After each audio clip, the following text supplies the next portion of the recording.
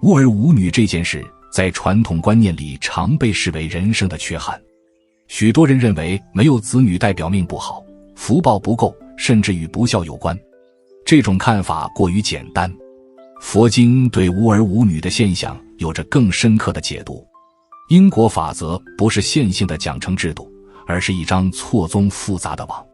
一个人今生没有子女，背后可能牵扯多生多劫的因缘，远远超出表面能判断的范围。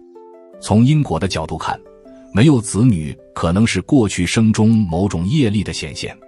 佛经提到有10种业力会导致无有子息，比如杀生业重，伤害过他人的生命，尤其是伤害过孕妇或胎儿；比如邪淫业重，破坏他人的家庭关系，扰乱他人的婚育姻缘；比如嗔恨心重，对父母不孝，对长辈不敬。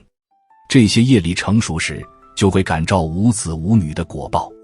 这不是惩罚，而是自然的因果法则，如同种瓜得瓜，种豆得豆。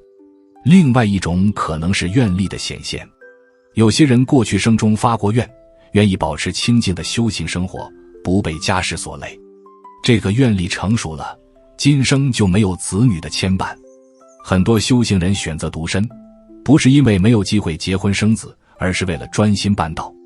这类人的无儿无女不是恶报，反而是善愿的实现。从外表看与前者相同，内在的因缘却完全不同，这就是因果难以判断的原因。还有一种可能是这一生的选择。有些人因为身体的缘故无法生育，有些人因为经济的考量不敢生育，有些人因为时代的背景错过生育。这些当下的因缘也在因果法则之内。不是每一件事都要追溯到过去生，今生的条件限制同样是因果的一部分。佛经讲当下因缘，当下的每一个选择都在创造新的因果。没有子女的人不必过度追究过去，而是要在当下种下善因。无儿无女的人在某些方面反而拥有优势，没有养育子女的负担，精力可以更集中；没有教育子女的责任，时间可以更自由；没有为子女操心的牵挂，内心可以更清净。许多修行人正是看透了这一点，才选择独身修行。维摩诘经中提到，菩萨为了度化众生，有时示现无妻无子，这不是缺陷，而是慈悲的方便。当然这需要很高的境界，一般人做不到如此洒脱，但至少可以从中得到启发。欢迎来到卢叔讲经典，一句经典道尽人生，读懂变化，看清人生。无儿无女的人不必自怨自艾。因果法则不是僵化的命运，而是可以转变的流动状态。过去生的业力已经种下，果报已经成熟，这一生没有子女的事实无法改变，但未来的因果掌握在自己手中。从现在开始种下善因，未来自然会结出善果。佛经有云，假使百千劫，所作业不亡，因缘会遇时，果报还自受。业力不会自动消失，但可以通过新的善业来转化。就像一杯盐水，不断加入清水，咸味就会变淡。具体来说，没有子女的人可以把所有年轻人都当作自己的子女。见到年轻人走错路，善意提醒；见到年轻人有困难，尽力帮助；见到年轻人求上进，随喜赞叹。这种心念的转变就是新的善因，把对亲生子女的爱扩大到对所有晚辈的爱，这份爱没有分别，没有执着，反而更加纯净。佛经讲无缘大慈，同体大悲。没有血缘关系的人同样可以成为生命中重要的因缘。另一种转化方式是把修行当作自己的子女，每天念佛多少声，每天诵经多少部，每天拜佛多少拜，这些修行的功德就是法身慧命的延续。有子女的人可以把福报分给子女，没有子女的人可以把福报用在修行上。两种选择各有因缘，不必互相羡慕。净土宗的许多大德没有世俗的子女，但他们度化了无量的众生。这些众生就是他们的法眷属，比血缘更深厚，比世俗更长久。从更深的层面看，无儿无女可能是一种保护。有些人生来带有特殊的使命，不适合被家庭捆绑；有些人生来带有特殊的业力，不适合把业力传给后代。因果法则的安排远比人的智慧深远，表面看是缺憾，深层次可能是慈悲。就像父母不让孩子碰触危险的东西，孩子当时不理解，长大后才知道那是保护。无儿无女的人不妨用这种心态看待自己的处境，放下遗憾，接受安排。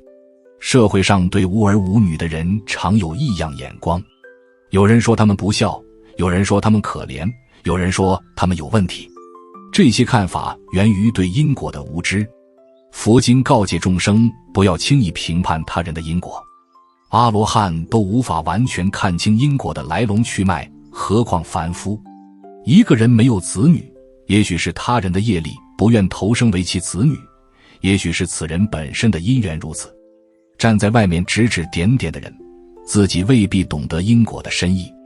无儿无女的人面临的真正考验，不是有没有子女，而是如何看待老病死的依靠。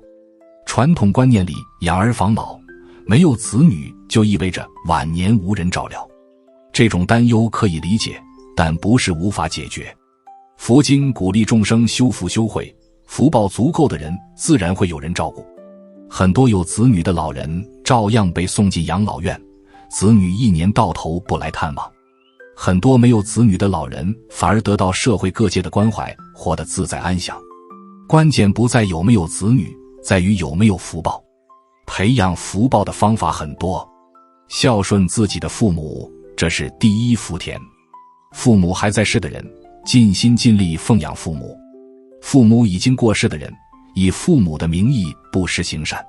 这份孝心会感召善的因缘，晚年自然有人照顾。佛经把父母称为恩田，对父母报恩就是在最肥沃的福田里耕种。没有子女的人更要重视这块福田，把对子女的情感转化为对父母的孝顺。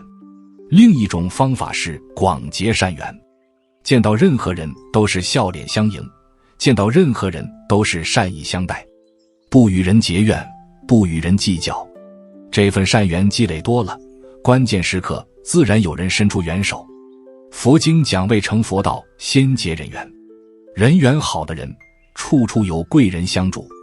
没有子女的人要把结缘当作重要功课，平时多付出一些，即用时多一份保障。这不是功利交换，而是因果的自然法则。无儿无女的人还要学会培养自己的兴趣与能力。有些人把所有希望寄托在子女身上，子女不在身边就觉得人生空虚。没有子女的人从一开始就没有这种寄托，反而更早学会独立。一个人吃饭，一个人旅行，一个人修行，这些独处的能力本身就是财富。不会因为依赖他人而痛苦，不会因为失去依靠而崩溃。佛经讲独一静处，专精思维。独处正是修行的好时机，不必把时间花在无谓的应酬上。从解脱的角度看，无儿无女甚至是一种优势。有子女的人临终时放不下子女，这一念放不下就往生困难。没有子女的人临终时没有这份牵挂，更容易提起佛号，更容易保持正念。观无量寿经提到，往生净土的人需要至诚心、身心、回向发愿心。没有世俗牵挂的人，这三心更容易修得纯熟。这不是鼓励大家不要子女，而是让没有子女的人看到光明的一面。无儿无女的人要警惕一种心态，就是自怜。自怜是最消耗能量的情绪之一，觉得自己命苦，觉得自己可怜，觉得老天不公。这种心态不但无法改变现状，还会让现有的福报加速流失。佛经讲心为业主，心念是业力的主宰。自怜的心念感召更多的可怜境遇，相反，感恩德心念感召更多的顺遂境遇。没有子女但还有健康，没有子女但还有自由，没有子女但还有修行的机会。把注意力放在拥有的部分，而不是缺失的部分。另一个要警惕的心态是嫉妒，看到别人儿孙满堂，心里不舒服。嫉妒的心念同样消耗福报。别人有别人的因缘，自己有自己因缘。嫉妒无法改变任何事，只会让自己更痛苦。正确的态度是随喜，看到别人家庭美满，真心为他们高兴。这份随喜的心念本身就是善业，未来也会感召善果。华严经讲随喜功德，随喜的功德与行善者同等，不需要付出任何代价就能积累福报，何乐而不为？无儿无女的人如果能够修行念佛，那是最好的选择。把原本花在子女身上的时间用来念佛，把原本为子女操的心用来回想。一句佛号念到底，往生净土有份。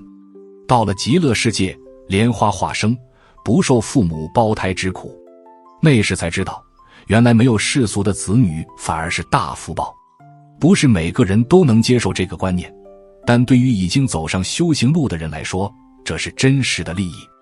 对于那些渴望有子女却无法如愿的人，佛法也提供了方法。读诵普门品，礼拜观世音菩萨。观世音菩萨有求必应，求男得男，求女得女。这不是迷信，而是至诚感通的力量。许多人通过虔诚祈求，如愿得到了子女。但要注意心态，不是为了传宗接代，不是为了养儿防老，而是为了培养一个能够利益众生的孩子。这样的发心才与菩萨的慈悲相应。最后要回归到根本的因果观念，无儿无女只是一个现象，不是一个人的全部价值。一个人的价值不在于有没有子女，在于有没有善心，有没有修行，有没有利益众生。佛经讲人身难得，佛法难闻。得到人身已经很不容易，闻到佛法更是稀有。与其把时间花在遗憾没有子女上，不如把时间花在念佛修行上。这一生错过了子女的因缘，不要再错过往生净土的因缘。希望每一位无儿无女的人都能从因果的迷雾中走出来，不必追悔过去，不必担忧未来，把握当下的每一念心，种下善的种子，自然收获善的果实。子女不是人生的必需品，修行才是。家庭的圆满不是唯一的圆满，解脱才是。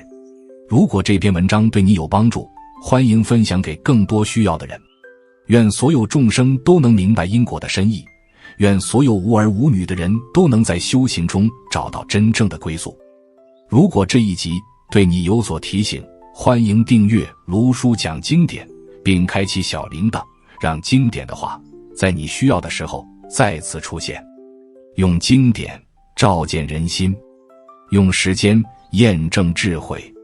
我们下节课再见。